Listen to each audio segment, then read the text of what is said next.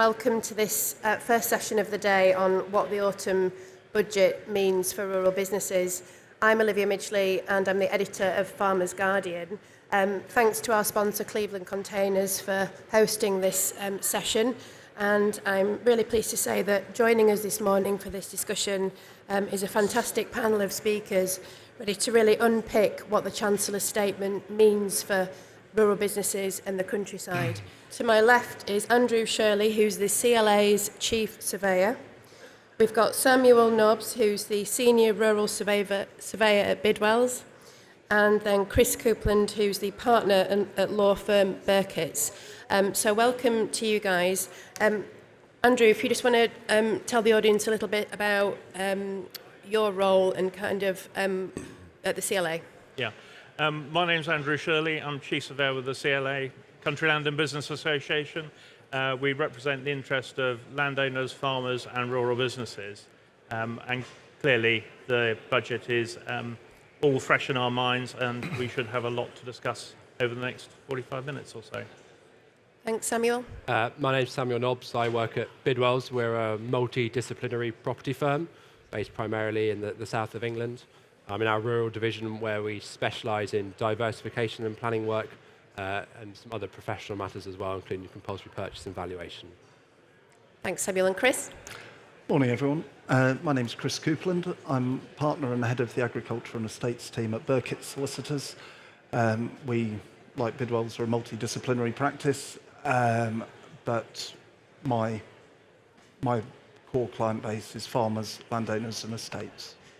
Andrew, and all the panel actually, could you just give us a bit of a brief summary on your thoughts on last week's budget? We're a week on now.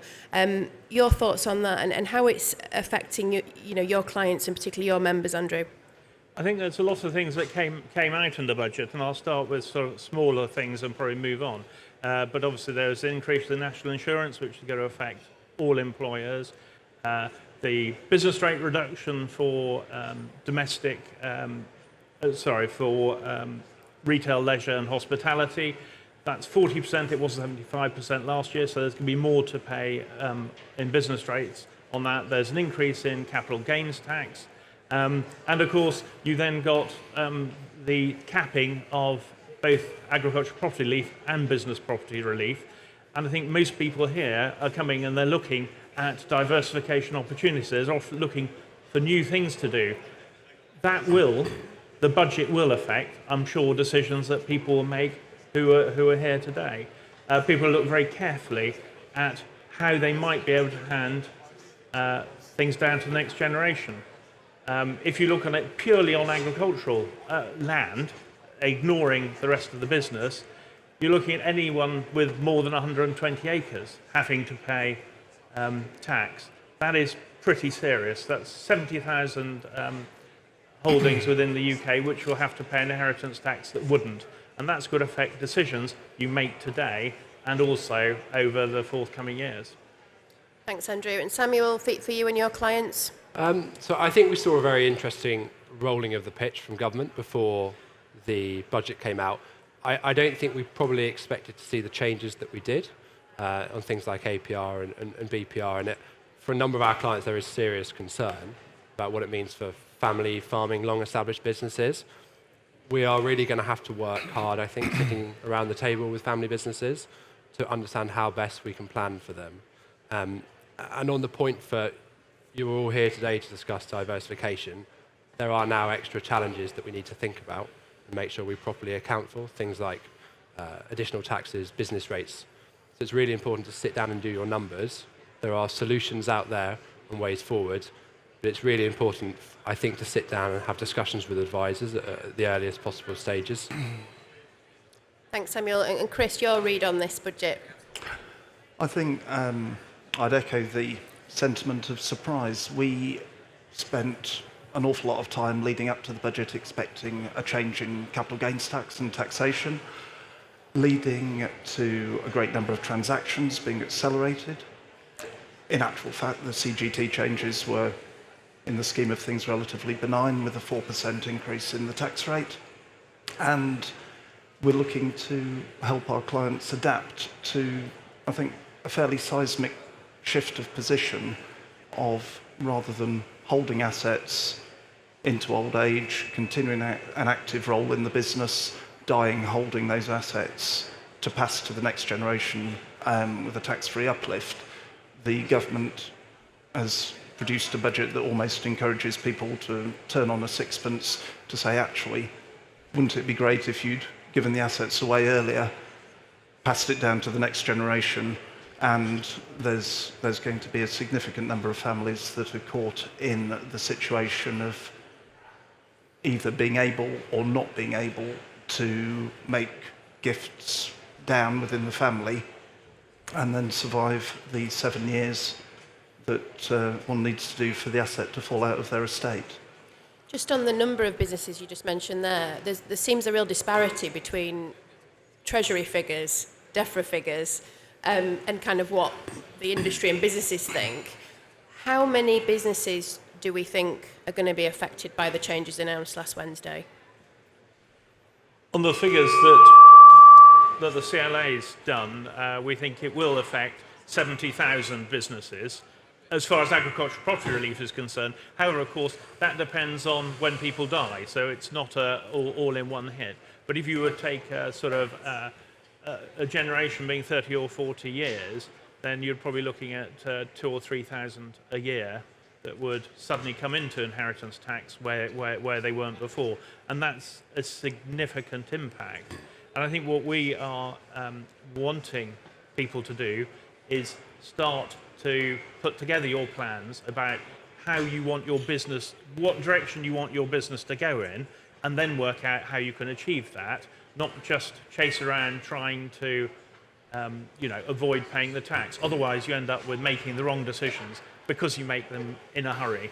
And the most important thing is that if you're dependent on the income from the business, you need to stay involved in the business. It's all too easy to give stuff away and then think, well, what am I going to live on? So, and every family, every business will be different. That's real.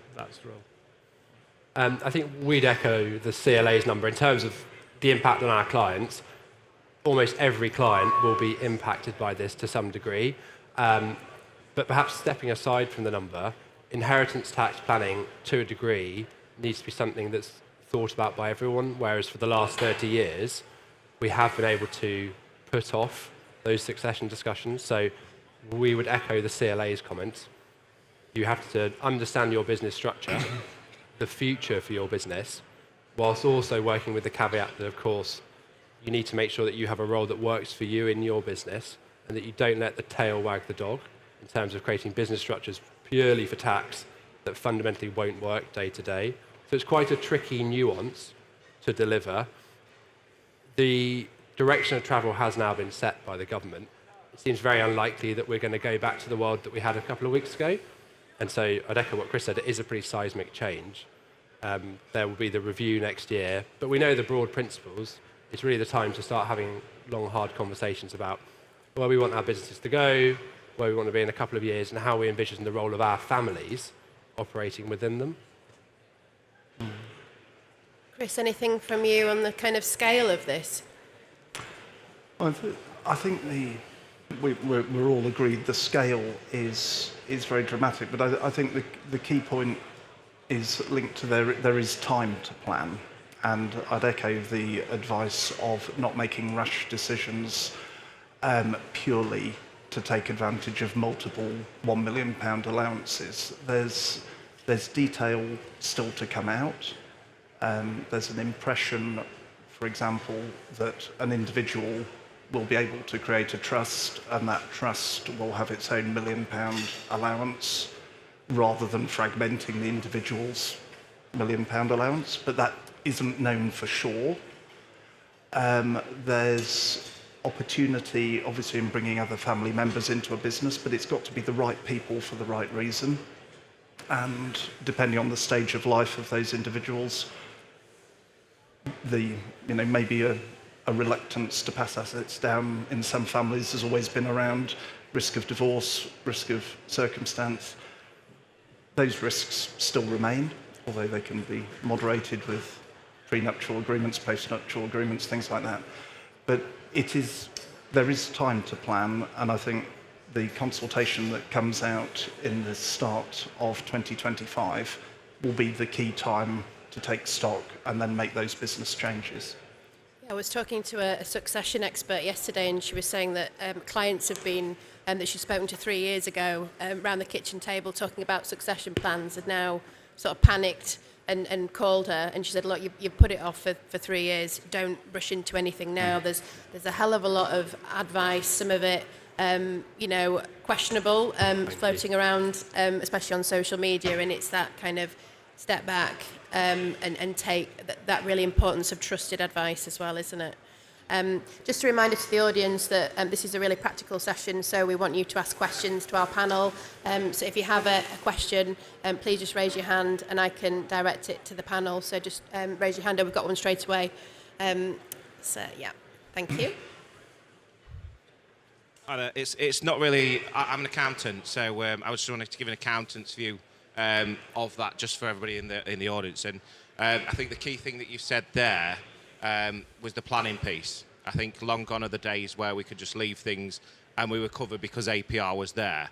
So I think as much as it was quite a shock what happened last week, I think it does give some opportunities in there as well. And I don't think it was necessary. It was a doom and gloom budget, but actually a week on, we can now look at it in a positive light and say, what can we do? And it's given us planning opportunities. And like, if you go away from here today with one word in your head, planning would be my advice as to what you need to do. So, yeah. Excellent advice. Thank you very much. So any more questions, just please raise your hand. Oh, we've got some more here already. One for Chris. If you were advising James Dyson, what would you be advising him to do now? Excellent question.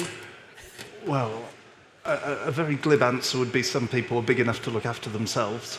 But it is a point that I think that kind of investment into farmland, whether it is James Dyson and beeswax farming, or whether it is the stereotypical city stockbroker who moves into farming as an inheritance tax hedge, they're all in the same boat, that they expected to achieve 100% relief on their money invested, and now after the first million, they won't. At the moment, Simon, I think it's very hard to see an easy exit or an easy solution for farmers and landowners in general, or the external investors in farming.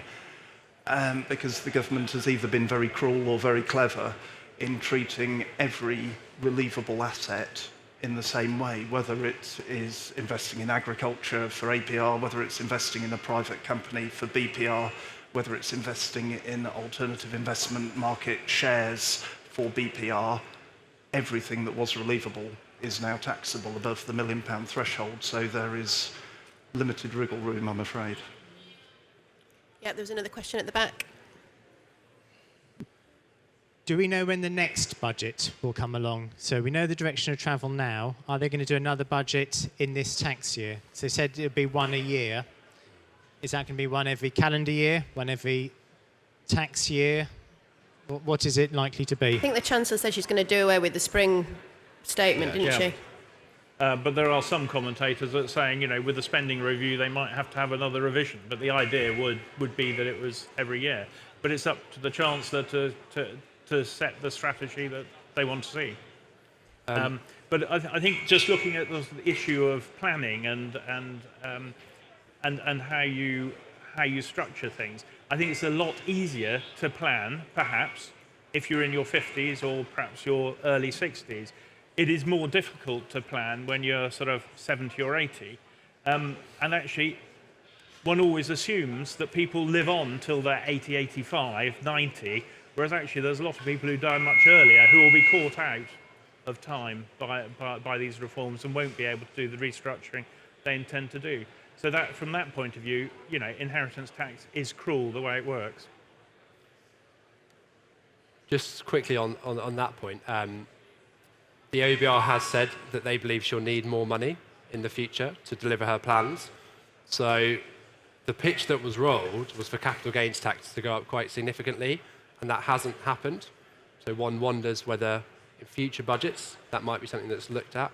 Things like rollover relief, holdover relief weren't impacted either.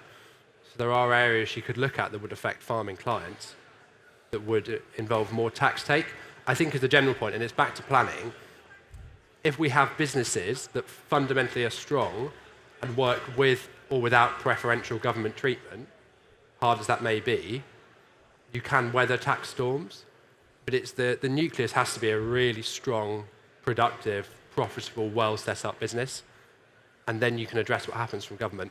I think things like the taking away of BPS from next year and the serious curtailing next year just shows we can't rely on government to deliver us funds in the way that we used to expect it to.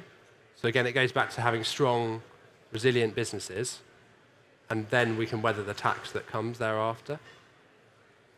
And that's what so many businesses are trying to do. There's a question here, Cheryl.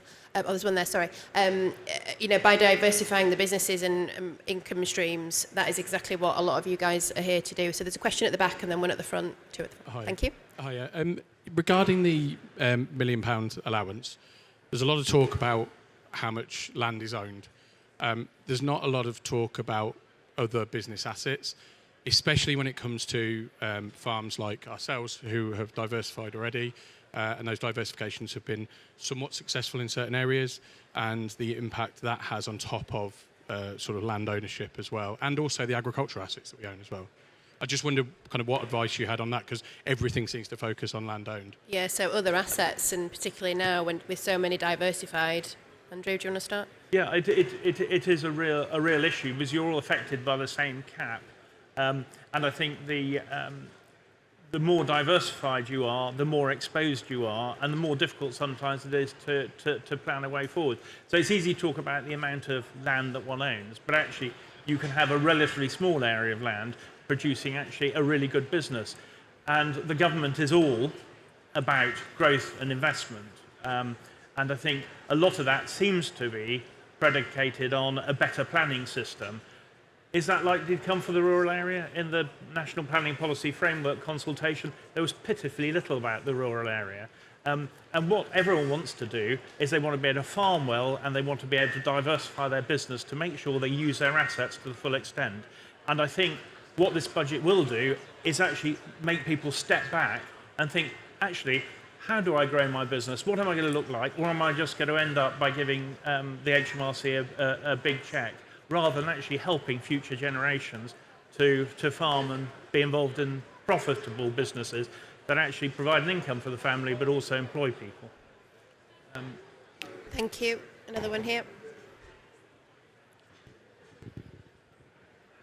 So it's just a question on joint ownership. Can you just clarify whether it's if you joint ownership, it's £1 million per person or £1 million in total? Yeah, so the joint ownership question. Yeah, the strong indication from the budget was each individual landowner will have their own £1 million allowance, and trusts that perhaps own property that were created before the budget similarly will have their own £1 million allowance. And new landowners, children, whatever, who were given assets for the first time, again, will have their £1 million allowance. But I think the indication on fragmenting that allowance is if an individual, for example, created multiple trusts, the total of those trusts would only have a combined £1 million allowance rather than $1 million each. Take that. Thank you. Any more questions? Yes, sorry, thank you. Question for Chris. You were talking about how, as an asset class, it was very interesting for ex-business people to invest in farmland. As this is changing now, how do you think it's going to impact those investments and that market? And which other player do you think is likely to come in to replace those investments? I'm not sure it will lead to an exit from those investors. Because, returning to the sort of sentence of either being cruel or being clever, there does seem to be a choice for people with money that they now either invest in cash residential investment type assets where they are looking at 40% inheritance tax rate, or they invest in what is now a partially relievable asset class of including farmland, where they have a 20% rate. I can't see that there will be a huge exodus, but I think there might be pressure on land prices because obviously the advantage is now less than it was before. I don't know I if think there's a view there. From an agency perspective, the kind of buyers that we see in the market, there are lots of buyers who are still, yes, IHT relief is a consideration, but going back to Chris's point, I'm sure James Dyson will run his numbers and he may decide that an effective tax rate of 20% in his farmland is better than the 40% he might get elsewhere. So we might not see a big sale of land. What we might see, and it's really unfortunate, is we might see relatively average to medium-sized family farms, the 300 to 2,000 acre, who don't have the available assets to pay that tax. They may then have to sell small parcels of land. Whether that's then picked up by environmental buyers, institutional buyers. Pension funds are back in the market now, which they haven't been for quite a long time. And we'll all have seen the various conservation groups that are buying up estates at the moment. So we aren't predicting a fall in supply. There might be a change, we aren't seeing a change in demand. There may be a small change in supply, but it's really too early to tell. And there is still preferential tax breaks available for farmland, unfortunately. But I think also the problem with landowners and farmers and businesses that exceed that threshold, they're going to have to look at how they're going to pay that tax bill. And in some cases where there aren't alternative assets to sell, they'll have to sell some of their working land. And if you're losing 20% of your working land, that's going to have an impact. Most people manage to equip their farms and manage their land to the scale that it is. You take 20% off, and then you suddenly have your fixed costs spread over a much smaller area. So it becomes much more challenging. And every generation you're going to lose some. It's going to stop your investment in that business going forwards. You can pay your inheritance tax bill over 10 years. Some of that might be, you might have to pay interest rates on that. If you listen to Rachel Reeves on Sunday, perhaps you don't have to pay interest rates on it.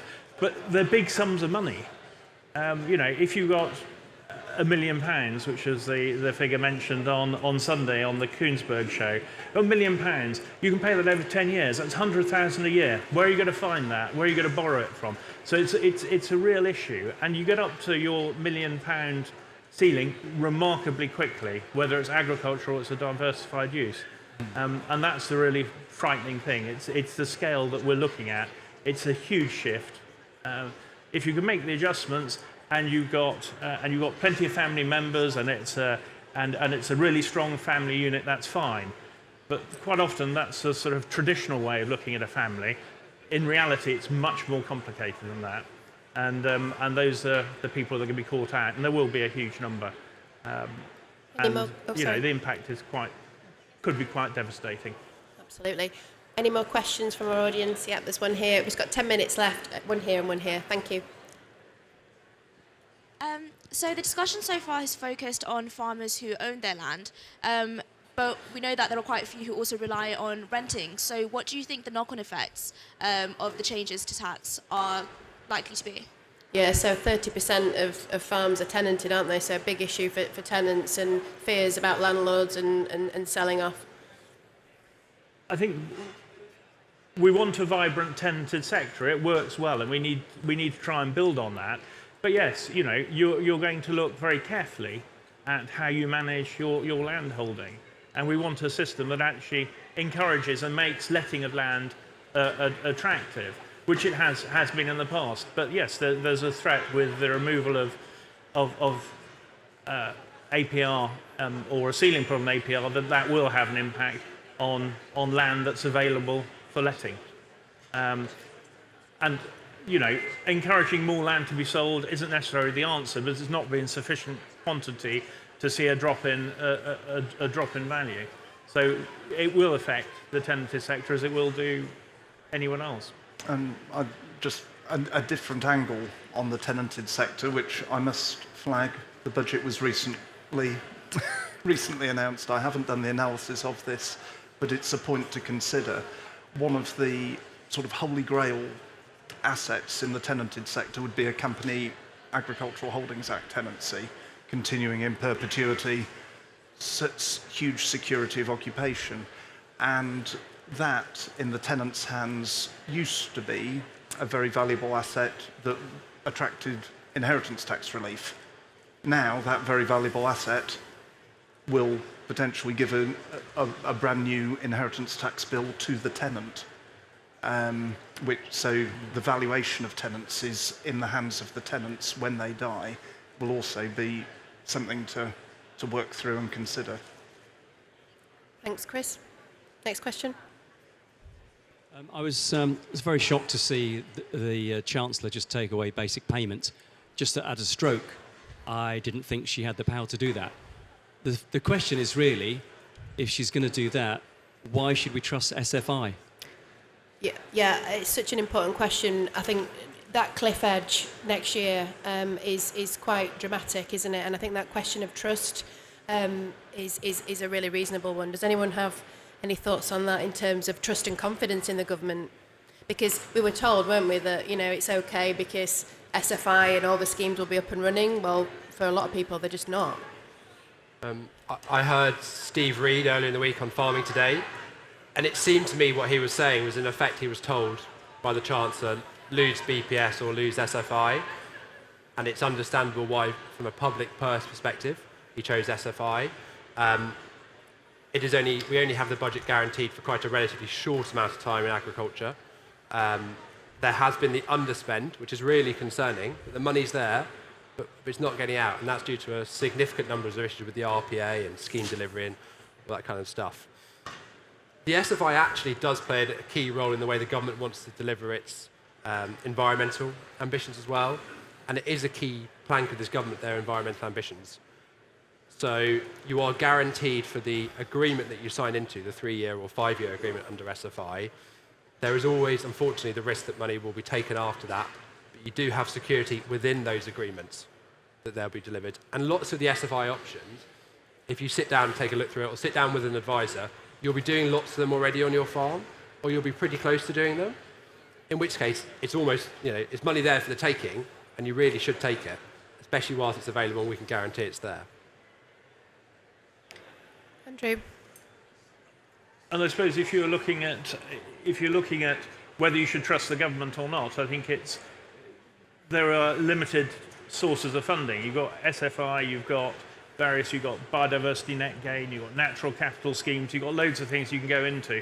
They all have their own pitfalls, but yeah, the biggest show in town is SFI at the moment, and I think that's it's not going to secure you forever, but if you can get funding from it that enables you to do what you want to do, grasp it.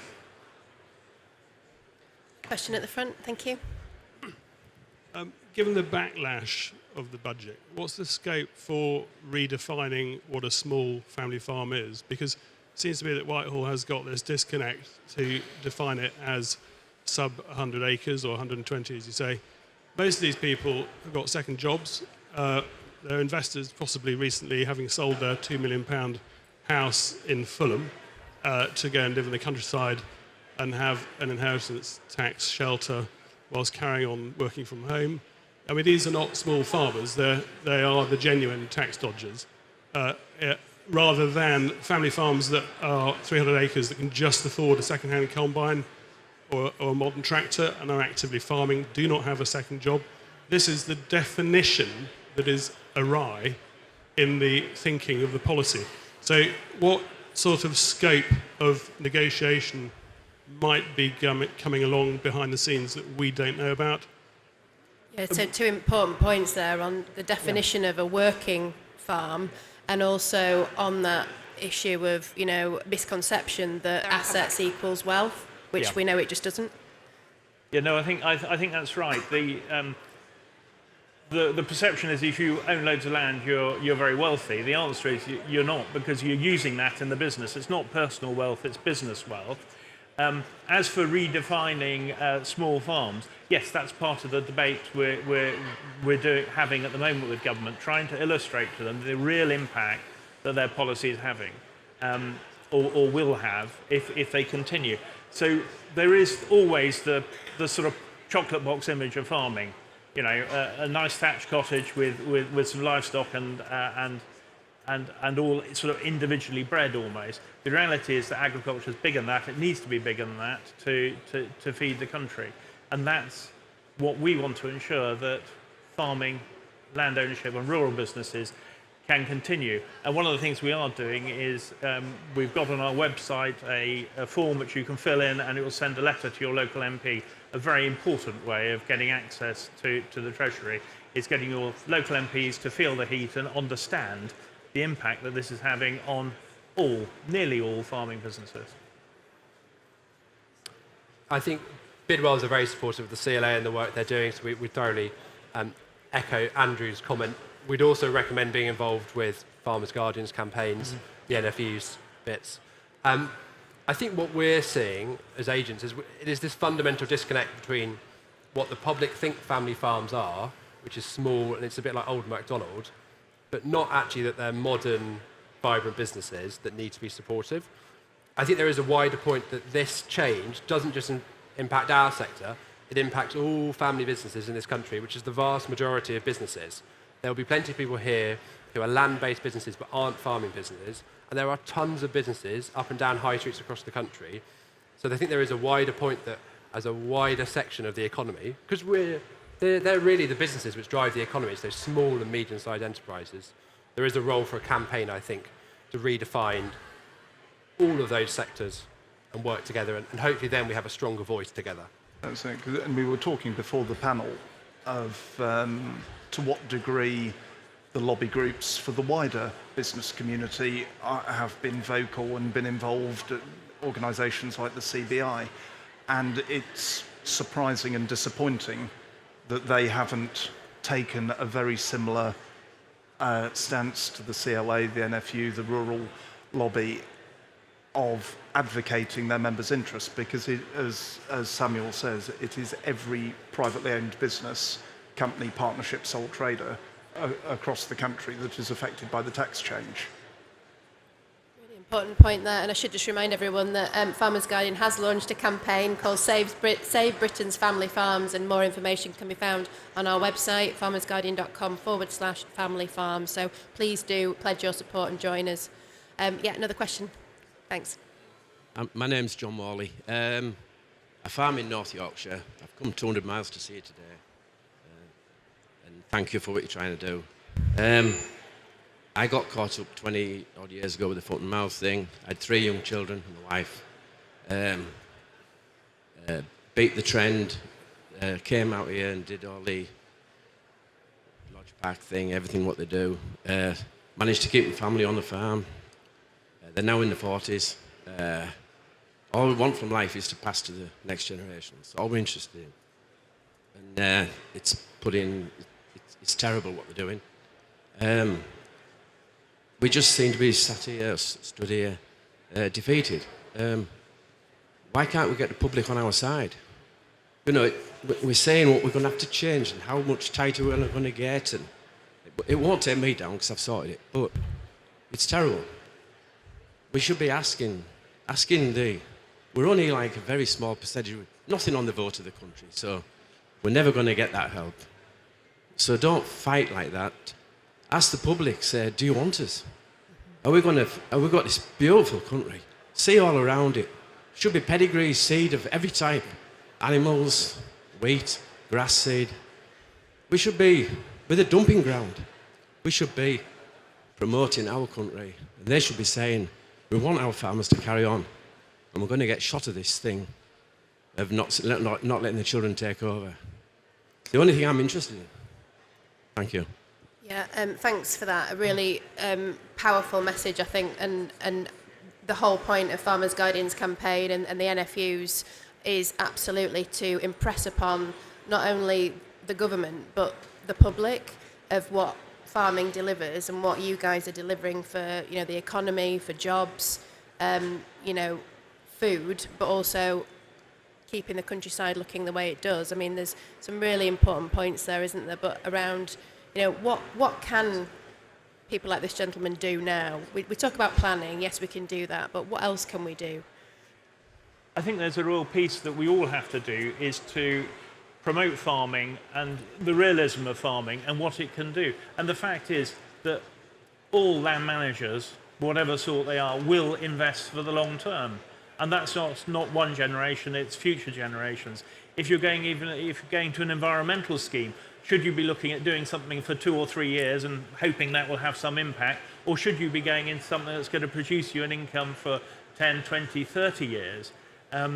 And the same, you know, if you're investing and you're making money, you're investing in improvements to your milking parlour or more machinery, better irrigation, whatever your farming is, you invest for the long term because you want to leave things in a better situation for the next generation. There's very little that you invest in, really, that's only for a few years. And I think and that's what the government is missing, and I hope that's what all these campaigns will do. But you're right, we need to take not just farmers, landowners and rural businesses with us, we need to take the general public, and for them to understand the value of farming that's around them. And that's a task that we all have to get involved in trying to promote the good that we do. Thanks very much. We're coming to the end of the time, but I think we've got time for a couple more questions, so one here and one there. Thank you. Hi. Oh. The question that I've got is around the word planning. So you've spoken a lot about planning, but you haven't actually spoke about what options farmers have got in terms of like partnerships or passing farms over to the next generation early in time. Could you just summarise what options you would advise to your clients for a small farm that might be close to the threshold? Yeah, okay, so immediate things, I'm guessing trusts and gifting. Who wants to go first? I mean, all of those really. And clearly, if there's a way you can hand some of it on to the next generation, you might want to consider trust, but equally you want to make sure that there's enough, you retain enough income. It's very easy to give stuff away and then not have enough income and enough capital to make the investments you need to. Every circumstance is going to be slightly different. That depends on the age of the person that's giving the asset away and how involved all the other people within the family or the extended family is. So it's all going to be a bit variable. But that's why it's important to decide where you want to take your business and then actually work out how that works taxation-wise, rather than jumping to a conclusion and divesting yourself of, or divesting the older generation of all their money and then not being able to have enough to make the business work the way you want it to. So there are a number of, I'm just very hesitant about suggesting a solution to a business that I really don't know the details of apart from what you told me. No. At a general level, perhaps, to follow on from Andrew's comments, there's a concept in the law called a gift with reservation of benefit. So if someone purports to give an asset away, but actually needs and actively does retain the income from it, the government will say, well, actually, you haven't given it away. So passing down does need to be a fully costed and affordable way forward. Returning to the early comment of cleverness or cruelty, now in the tax regime for inheritance tax are pensions, private pension schemes. And for those businesses that are fortunate enough for the senior generation to have substantial pension pots, that the fact that they're now a taxable asset rather than one that will pass potentially outside one's estate, in some circumstances there may be a possibility for the senior generation to step back from the business but draw heavily down on their pensions because the advantage there isn't what it used to be. Thank you. And one more question here. Thank you. Do you foresee, possibly from your experiences, this £1 million going upwards to maybe 3 or 4, or reducing the 20% to 10? I know it's been asked is there another budget review you've mentioned, but for sort of 250-acre livestock farms that are in my area, upping it to sort of 3 or 4 million would be advantageous. Do you think there'll be movement? Obviously, possibly in 10 years, change of government, Conservatives might then, knock this out again. But, is there anything you've seen in the past? I mean, it sounds very sensible, doesn't it, to increase the threshold slightly, and then you do end up protecting those smaller guys. But we were having this discussion before, weren't we? I mean, is it likely? They seem pretty.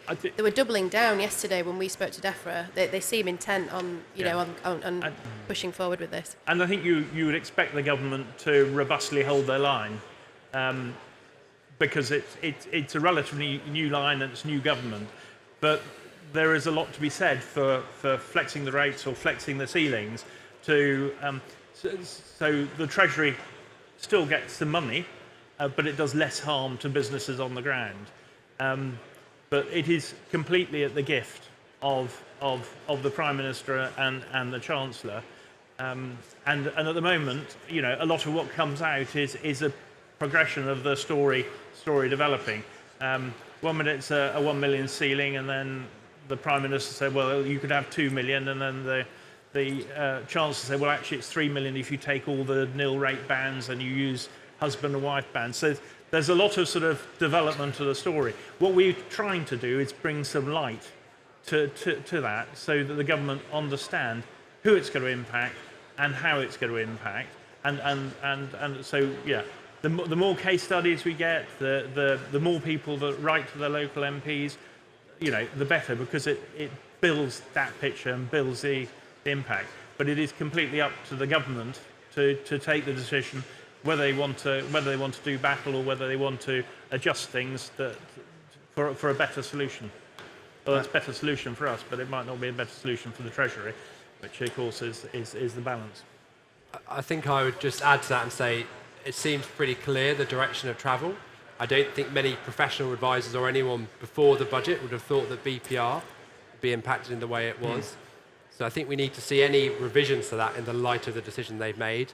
We can hope for revisions in due course, but we really shouldn't plan for them. And the key is that we start thinking about our businesses now in this new world. It's a big change, and we're pretty soon after the budget. Things are going to come out in the wash over the next couple of months. And it's really just about sitting down with the family and the advisors once we know a little bit more of the detail to work it out. But I think we have to work on the assumption that we're in a bit of a new world now, and the days of grandfather dying with all the farm and it being fine, unfortunately we need to move away from that.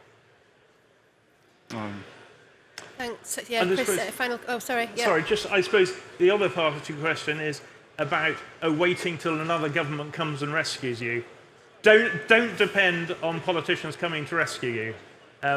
It may happen, but actually you want to make the best of what you've got and the best in the climate we're in. I think the worst thing is to delay. You can delay things 10 years, and then you'll be caught out because of some event. That's exactly the point I was going to make. So we're of a mind that, the current majority, some would say the Labour Party majority is huge and they're definitely in for 2 terms. Others would say it's fragile and it could easily flip.